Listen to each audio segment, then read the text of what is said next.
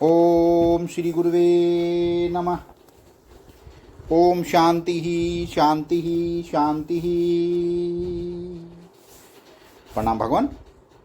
भगवान अभी हमारा सत्संग जीवन मुक्ति विवेक श्री स्वामी अखंडानंद सरस्वती जी महाराज द्वारा विरचित और प्रवचन नंबर 8 चल रहा है भगवान। प्रवचन नंबर 8 से एपिसोड नंबर 3। कैसे बताया स्वामी जी ने कि यदि आप अपने जीवन में सुख की वृद्धि चाहते हैं तो आप पुण्य शब्द के अर्थ को समझिए। यह पुण्य शब्द पूज पवने धातु से बना है। आप जानते हैं गीली चीज को हवा सुखा देती है, अशुद्ध वस्तु को वायु स्वयं शुद्ध कर देती है। यदि मल बाहर पड़ा हो और उसको थोड़े दिनों तक हवा लगती रहे तो वह सूख कर अपने कर्ण में मृत्तिका में लीन हो जाएगा। अपने कर्ण मृत्तिका में लीन होते ही वह मल पवित्र हो जाएगा। जब तक वह पृथक व्यक्तित्व रखता है तब तक वह पवित्र है। जब वह अपने व्यक्तित्व को खोकर अपने मूलभूत कारण मिट्टी में मिल जाएगा तब उसकी अपवित्रता चली जाएगी। यह पवित्रता का सिद्धांत है। गंध दुर्गंध पर एक सुगंध लगा दी, इससे पवित्रता नहीं आई। वह दुर्गंध ढक गई। वह दुर्गंध भी दुर्गंध होगी, वह सुगंध भी दुर्गंध होगी। उसको भी साबुन लगाकर धोना पड़ेगा। साबुन भी अपनी एक गंध हाथ में छोड़ जाता है। यह आपको मालूम है कि नहीं? जब साबुन की सुगंध भी चली जाएगी तब स्वच्छता आएगी। तब वह पुरानी गंध दुर्गंध जो साबुन से ढक गई है पूरी तरह से छूटेगी। अन्यथा साबुन की सुगंध के साथ मिली हुई वह दुर्गंध रहेगी। हम आपको पवित्रता का सिद्धांत बताते हैं। जब तक कार्यकरण में लीन नहीं हो जाता तब तक वह पवित्र नहीं होता। भगवान। संस्कृत भाषा में पुण्य शब्द का अर्थ होता है पुनाति। पुनति जो हमारे हृदय को पवित्र बनाता है, निर्मल बनाता है, उसको पुण्य कहते हैं। अच्छा, पाप किसको कहते हैं? जिससे अपना आपा पतित हो जाए, अपना आपा ढक जाए, उसको पाप कहते हैं। जिससे अपने को हानि पहुँचे और दूसरे को हानि पहुँचे उसको पाप कहते हैं। अतः आप चाहते तो हैं सुख लेकिन करते हैं पाप। आप चाहते हैं कि दुख न हो और करते हैं पाप। आप चाहते हैं कि सुख हो परंतु पुण्य नहीं करते। पुनश्य फल मिच्छन्ति पुण्यम नेच्छन्ति मानव। पुण्य का फल है पवित्र होना, निर्मल होना। उस निर्मल दशा में अपने आत्मा का स्वयं सिद्ध स्वभाव, निर्मल सत्ता, ज्ञान, आनंद प्रकट हो जाता है। पाप का स्वभाव है कि वह अपनी निर्मल सत्ता को, निर्मल प्रकाश को, निर्मल आनंद को ढक देता है। अब देखो, आप पाप पुण्य की परिभाषा बनाओ। इसके लिए आप अपने मन में कोई न कोई बात बैठाओ। अगर आप चाहते हो कि हमारे जीवन में सुख का स्रोत खुल जाए, सुख का इतना झरना बहने लगे, तो आप अपने सुख को बांटो।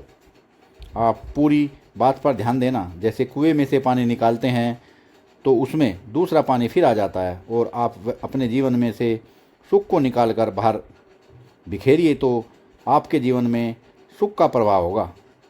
सुख को तिजोरी में बंद मत कीजिए। आप अपने सुख को अपनी जीभ से थोड़ा बाहर निकालिए, अपनी आँख से थोड़ा बाहर निकालिए, अपने हाथ से थोड़ा बाहर निकालिए। आप अपने सुख को भीतर से निकाल कर बाहर वितरित कीजिए। जब आप अपना सुख बांटेंगे तब आपको सुख बांटने का पुण्य तो होगा ही, साथ ही साथ यह भी होगा कि जितना सुख आप बाहर डालेंगे उससे कई गुना सुख आपके भीतर वाले कुएं में जो अभी तक दबा पड़ा था निकल के आवेगा। सुख का झरना, सुख का उद्गम, सुख का स्रोत, सुख का उत्स खोलने का उपाय यह है कि आप सुख बांटिए। बांटने में पुण्य अपने आप ही बढ़ता जाएगा। आप पुण्य के पक्षपाती हो जाएंगे। हाँ, यदि आप दुख बांटेंगे तो आपको दुख बांटने का पाप होगा। दुख तो पाप से निकलता है। यदि आप दुख बांटेंगे तो दुख का मूल स्रोत पाप वासना बढ़ती जाएगी और बढ़ती ही जाएगी। इसलिए यदि आप सुखी होने का उपाय जानना चाहते हैं तो सुख को बांटो। सुख बांटने से ही सुख मिलता है। यह सीधी सादी बात है। यह सुखी होने का सुगम उपाय है।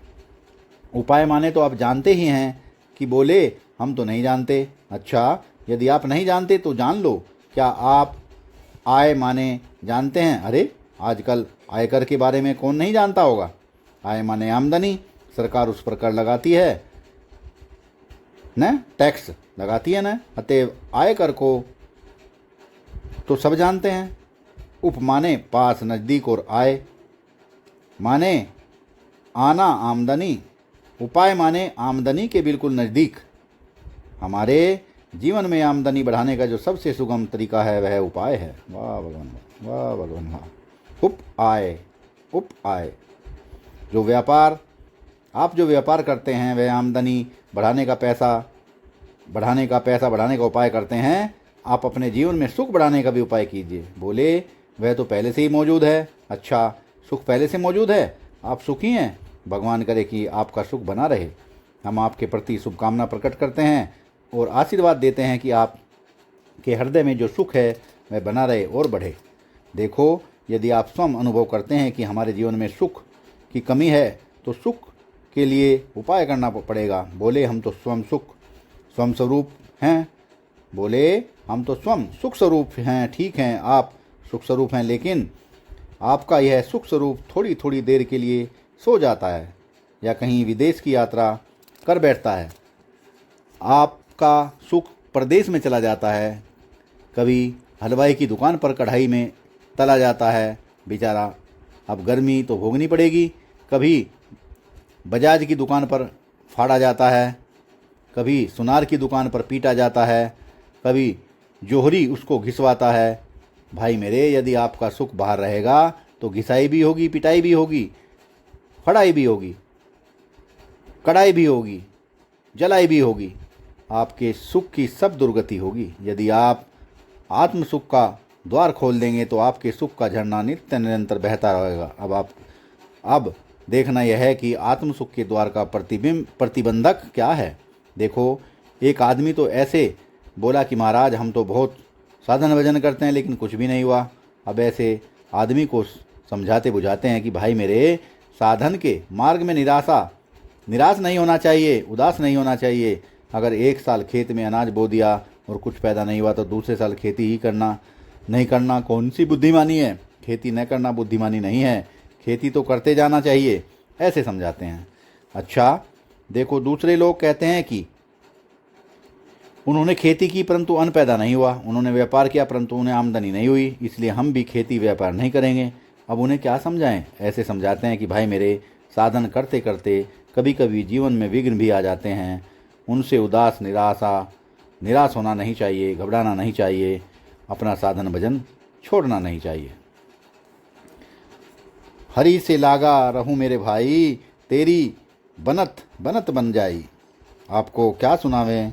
हमारे वेदांतियों में आनंद बोधाचार्य नाम के एक आचार्य हैं, उन्होंने जिस ढंग से बात कही है उसको सुनो। नहीं भुक्षु का संतीति स्थाल्यो ना अधिश्रियन्ते।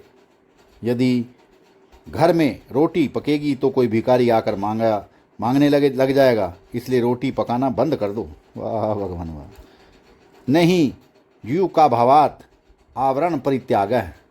यदि कपड़ा पहनेंगे तो उसमें जुएं पड़ जाएंगी, इसलिए कपड़ा ही खोल कर फेंक दो। अरे भाई, साधन करते समय जीवन में विघ्न भी आते हैं, विघ्नों के समय भय से कहीं साधन छोड़ा जाता है क्या?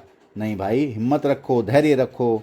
जब उखल में सिर डाला तब मूसल से क्या डरना। सत्संग को विराम देते हैं भगवान। प्रणाम भगवान।